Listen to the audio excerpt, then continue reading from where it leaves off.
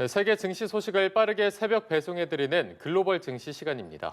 염승환 LS증권 이사와 함께합니다. 안녕하십니까? 네, 안녕하세요. 네, 뉴욕 증시가 다시 동반 하락 전환을 했습니다. 지난밤에 증시에 영향을 줬던 변수들이 많았는데 이스라엘의 가자지구 폭격이 영향을 크게 미쳤다 이렇게 봐야 될까요? 사실 그 부분은 그렇게 큰 영향을 좀 주진 않았고요. 뭐 유가라든가 금값에 영향을 좀 주긴 했는데 미국 증시에 미치는 영향은 좀 제한적이었다라고 좀 보시면 좋을 것 같습니다. 미국이 이제 다시 이렇게 좀 빠졌던 건 뭐 트럼프 대통령의 뭐 발언이나 이런 부분은 좀 없었던 가운데 기술주들이 좀 아직은 부진한 것 같습니다. 그래서 오늘도 사실 그 미국의 나스닥 지수가 좀 많이 빠진 편인데요. 특히 이제 M7이라 그러죠. 뭐 테슬라나 엔비디아가 오늘도 좀 급락을 했고 마이크로소프트, 애플, 아마존, 구글, 메타 이 M7 7개 기업들의 주가가 모두 다 하락을 하는 지금 모습이 나오면서 이들 시가총액이 워낙 크기 때문에 주가 지수에 좀 부정적으로 작용을 했고요. 또 이들과 더불어 이제 AI를 이끌었던 이제 소프트웨어 기업들 팔란티어라든가 템퍼스 AI 같은 기업들도 큰 폭의 좀 하락세를 좀 보였습니다. 그래서 지금 미국 증시는 지난해 올랐던 이 AI 기술주들이 올해 한 2월 들어서면서부터는 힘을 좀 전혀 발휘하지 못하는 그런 좀 악순환이 좀 반복이 되고 있고, 그리고 그 가운데서 오늘 이제 뭐 트럼프 대통령과 푸틴이 뭐 전화 통화를 했다고 하는데 이게 휴전까지 뭐 완전히 그 협상이 끝났으면 뭐 증시에 좀 호재가 좀 될 뻔했는데 일단 푸틴이 지금 미국의 우크라이나 지원을 좀 중단하라고 요구를 하고 있다고 하더라고요. 그래서 휴전 합의까지 가는 데는 조금 시간이 걸리지 않겠냐, 이런 부분들도 약간의 좀 증시에는 실망감으로 일부 좀 작용을 했던 것 같습니다. 그래서 오늘 기술주 좀 주가 부진과 이런 휴전 합의가 아직은 조금 더 시간이 필요하다는 그런 분석으로 좀 그 미국 증시는 좀 부진했다라고 말씀드리겠습니다. 예, 짚어주신 대로 지난 이거래일이 상승장에서도 기술주는 계속해서 부진했습니다. 그런데 오늘도 하락장에서 부진을 면치 못했는데요. 엔비디아, 테슬라, 애플 등 M7 종목들 모두 하락세 보였습니다. 종목별 등락 현황도 짚어주시죠.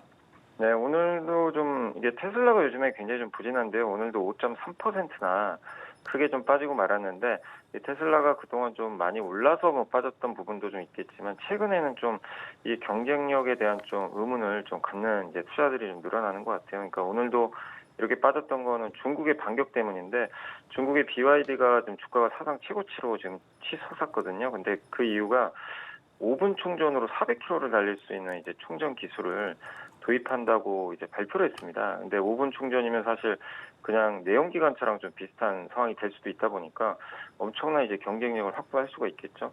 예. 그래서 이런 부분들이 결국은 이제 테슬라를 좀 위협할 수밖에 없지 않을까.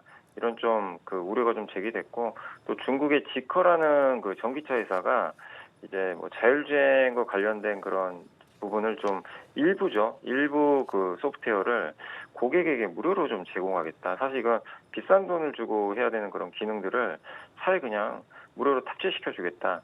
이렇게 이제 중국 회사들이 가성비 전략으로 좀 나오다 보니까 테슬라의 중국 사업이 좀 이게 위태로워지는 거 아닌가, 이런 좀 그 우려감들이 주가에 좀 반영이 되고 있는 것 같습니다. 그리고 애플도 좀 최근에 부진한 게 결국 이제 이거는 뭐 중국에서 판매업을 떠나서 중국에 생산된 제품이 미국 갈 때 관세가 한 20% 들어가게 되겠죠. 그러니까 이 부분에 대한 좀 비용 부담, 거기에 AI 그 업데이트가 내년으로 또 연기됐다, 이런 소식들도 계속 좀 부정적으로 작용하는 것 같습니다. 그래서 지금 기술주들은 사실 엔비디아가 오늘 뭐 주가 빠지긴 했지만 엔비디아가만 좀 여전히 좋은 그 실적이라든가 이런 좀 기대를 좀 보여주고 있을 뿐 다른 이제 그 기술주들은 거기에 좀 못 미치는 그런 좀 부분들을 보여주다 보니까 오늘도 그런 것들이 좀 반영돼서 기술주 전반에 좀 악재로 좀 작용하는 그런 모습이 아니었나라고 좀 말씀드리고 싶습니다. 네.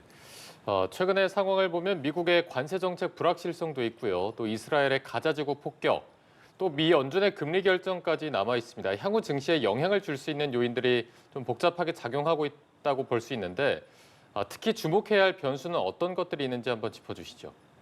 예, 오늘 이제 일본에서 그 BOJ가 열려서 이제 금리를 결정할 텐데 아마 동결은 하겠지만 이게 엔화 값에 영향을 주고 엔화가 이제 움직이는 것에 따라 또 달러에 영향을 줄 수 있기 때문에 BOJ에서 어떤 식으로 좀 언급을 하는지 뭐 추가적인 금리 인상 뭐 오늘은 이제 동결을 하겠지만 향후에 또 금리 인상을 하겠다라는 이제 발표가 좀 있으면 엔화가 또 강해질 수 있거든요. 그래서 이런 부분들은 좀 염두에 두시면 되겠고 또 오늘 FMC도 열리게 되죠. 그래서 아마 금리는 또 FMC에서도 동결은 하겠지만 최근에 이제 관세라든가 이런 여러 불확실성 때문에 경기 침체 우려가 좀 커지고 있어서 5월 달에 금리 인하할 가능성이 좀 높다는 그런 얘기가 나오거든요. 그래서 3월에는 이제 연준 위원들이 점을 찍습니다. 이 점도표라고 하는데 이 점이 지금 미국 금리가 4.5인데요. 3.9로 찍혀 있거든요. 그래서 2번 정도 금리 인하 한다고 지금 예상을 하는데 이게 점이 만약에 더 낮아지면 금리 인하를 더 많이 하겠다는 거죠. 그래서 이 점도표가 3.9% 이하로 가는지도